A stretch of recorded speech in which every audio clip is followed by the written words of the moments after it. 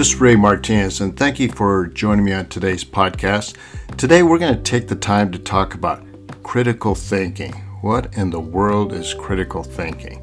Well, critical thinking for leaders is the ability to analyze information, evaluate different perspectives and evidence, and make some informed decisions based on logic and reason. It really involves questioning traditions, identifying predispositions, and considering different viewpoints to arrive at a well-reasoned and informed decision. Critical thinking for leaders also involves the ability to identify and solve problems. That's what we want to do in the world, right? Solve problems. It's to evaluate risks and opportunities and communicate effectively with stakeholders. This skill is essentially for leaders in today's complex and fast-paced business environment, where they must navigate challenges and issues and make decisions that will impact the success of their organization. Effective leaders who possess strong critical thinking skills are better equipped to make informed decisions, innovate, and adapt to changing circumstances. Critical thinking is the mental process that involves analyzing, synthesizing, and evaluating information. Think of it this way. It's a systematic and disciplined approach to thinking that involves questioning assumptions, considering evidence, and evaluating arguments. This helps individuals to make knowledgeable decisions, solve problems effectively, and communicate clearly. The process of critical thinking involves several steps, including, number one, identify the problem or questions. The first step is to clearly define the problem or questions that needs to be addressed. To identify the problems or questions, it's essential to ask ourselves the following questions. What is the problem or issue that needs to be addressed? What are the key elements or factors involved in the problem? What are the causes and effects of the problem? What are the potential consequences of not solving the problem? Now, that you don't want to have to go through. By answering these questions, we can gain a better understanding of the problem or question at hand. We can begin to develop a plan for how to address it. It's also important to gather information and data to support our understanding of the problem. This can include research, data analysis, and consultation with experts or stakeholders. Identifying problems does not always require an extended period of time. Sometimes emergencies arise that demand immediate critical thinking and contingency planning. I have a personal example from my teenage years that illustrates this point. A group of my friends and I used to ride the train after it picked up passengers in downtown Fort Collins, and we would hold on to the side ladders of the cargo trailer until we could jump off. On one occasion, the train picked up speed too early, leaving us no choice but to ride it to the next town, a distance of about 10 miles, a town called Loveland, Colorado. Initially, we panicked and blamed each other for the dangerous situation we were on. However, we quickly realized that we needed to support one another and stay together on the same ladder. We encouraged each other to hang on and decide as a group to interlock our arms and legs to gain support. So we brainstormed and kept talking to come up with other ideas or solutions. Well, eventually we sensed the train slowing down and safely disembarked. The next challenge was finding our way back home, and you don't want to hear that story because my mother was mad. Reflecting on this experience, I realized that we followed the essential elements of problem solving. We identified the problem, its key elements, the cause and effect, and the potential consequences of the situation. Once we calmed down, we came up with a final solution and executed it together. To prevent future crises like this, we reached a consensus and agreed not to ride the train again, and we stuck to our decision. That decision probably saved our lives. The story of the train ride highlights an important lesson that can be applied to business crisis situations.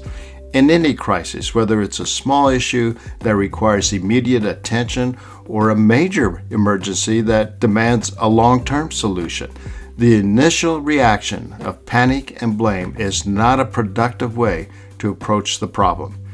In business, crises can arise in many different forms, from financial emergencies to public relations disasters. Whatever the nature of the crisis, the key to resolve it is to take a step back and approach it with a clear head. This means identifying the problem in its key elements, analyzing the cause and effect, and assessing the potential consequences. Just as we on the train had to work together and support each other to solve this crisis, business facing a crisis must also work as a team to develop a solution. This involves gathering input from various stakeholders and departments within the company and brainstorming solutions, and ultimately making a collective decision on the best course of action. Moreover, like us teenagers who learned the hard way, I guess, or who learned from our experience and made a decision not to ride the train again, businesses must also learn from their crises and take steps to prevent it from happening again in the future.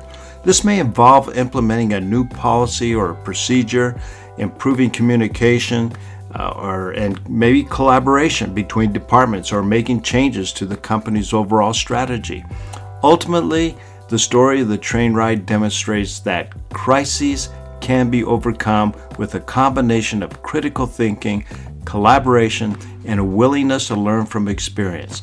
By applying these principles to businesses' crisis situation, companies can effectively navigate difficult times and emerge stronger and more resilient.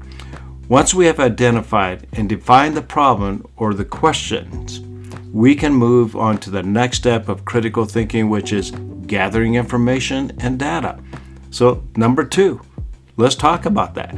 Gathering information from a variety of sources include research, data, and expert opinions. Let's take a closer look at how to gather this information and data for critical thinking. A. Identify the problem or question. This will help us determine what kind of information and data we need to gather. This may take a group brainstorming session and write them down.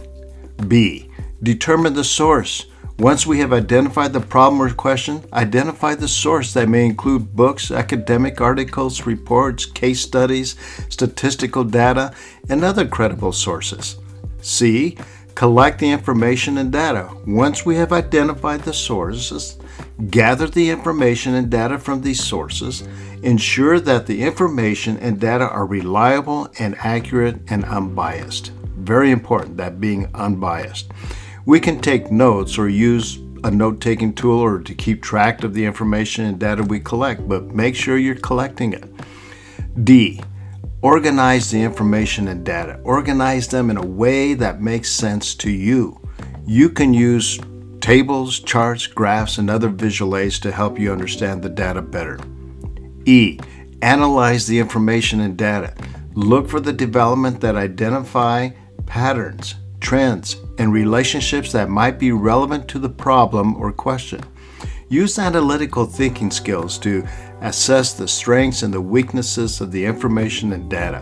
Here's the third point. Evaluate the information and data.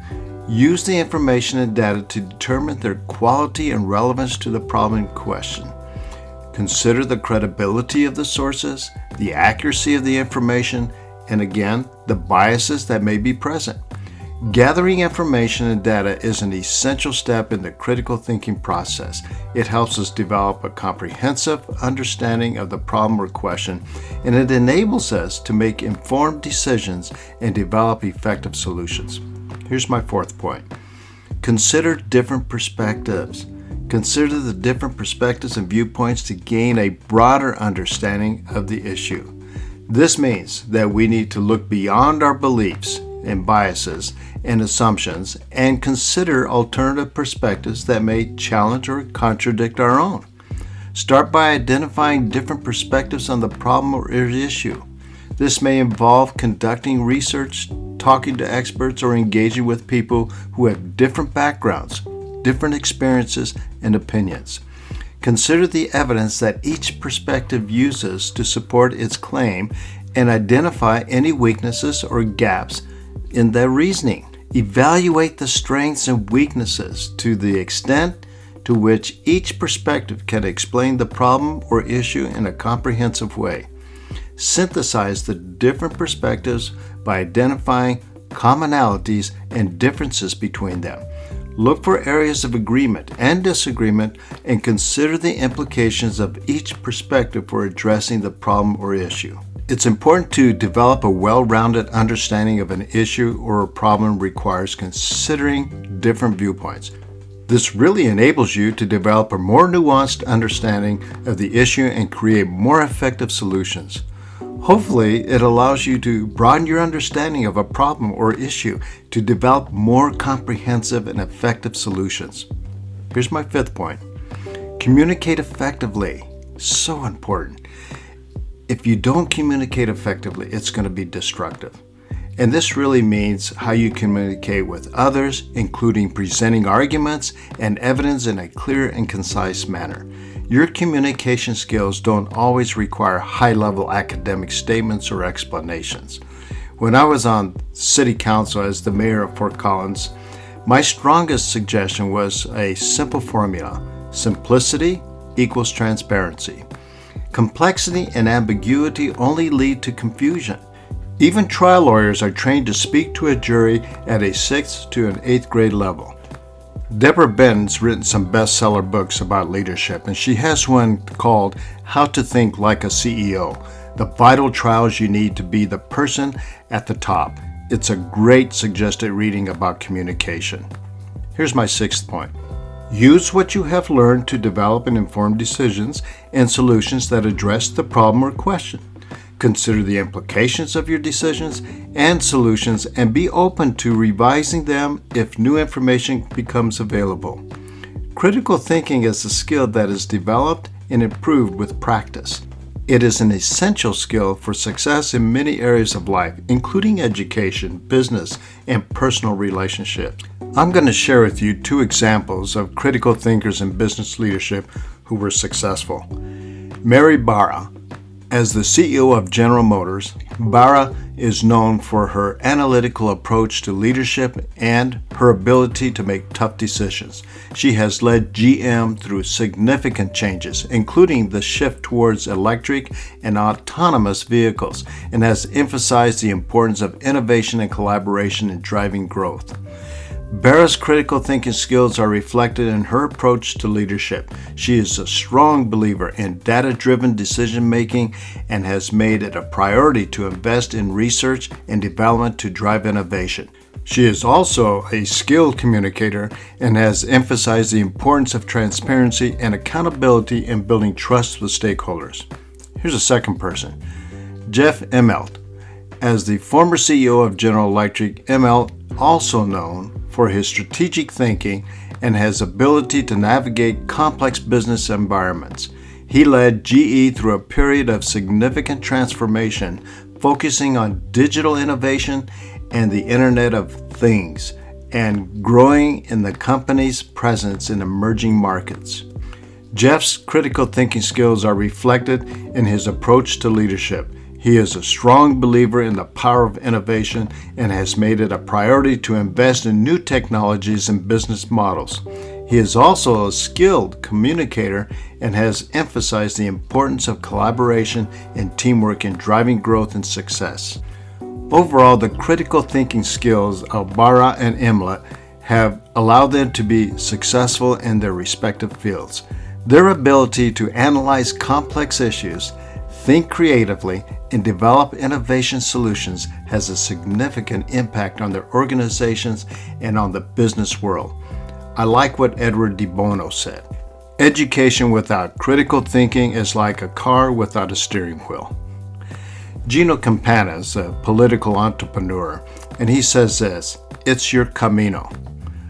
What does he mean by that? But here's what he was trying to say. The meaning is that the individual is responsible for choosing their own path and making decisions that align with their personal goals and values. It emphasizes the importance of taking ownership of one's life and accepting the consequences of one's decisions. Essentially, it encourages people to trust their instincts and be confident in their choices and take responsibility for their own lives. It's your camino. Gino's also a professional developer, an entrepreneur, and business leader. He was a former city council member for Fort Collins, and he was a candidate for the U.S. Senate seat in Colorado. Some suggested readings to help you dive deeper is one called The Demon Haunted World, Science as a Candle in the Dark by Carl Sagan. This book examines the role of critical thinking and scientific inquiry, and it encourages readers to be skeptical of claims that lack evidence. Here's another one, The Righteous Mind, Why Good People Are Divided by Politics and Religion by Jonathan Haidt. This book examines the psychology of moral reasoning and how it affects our political beliefs, encouraging readers to think critically about their own values and biases. One more, The War on Normal People by Andrew Yang. You've heard of him before. This book examines the impact of automation on the workforce and encourages critical thinking about how to address the challenges of the 21st century economy. Now, I hope you've enjoyed this podcast. We'll have more coming out. Enjoy your day and think critically.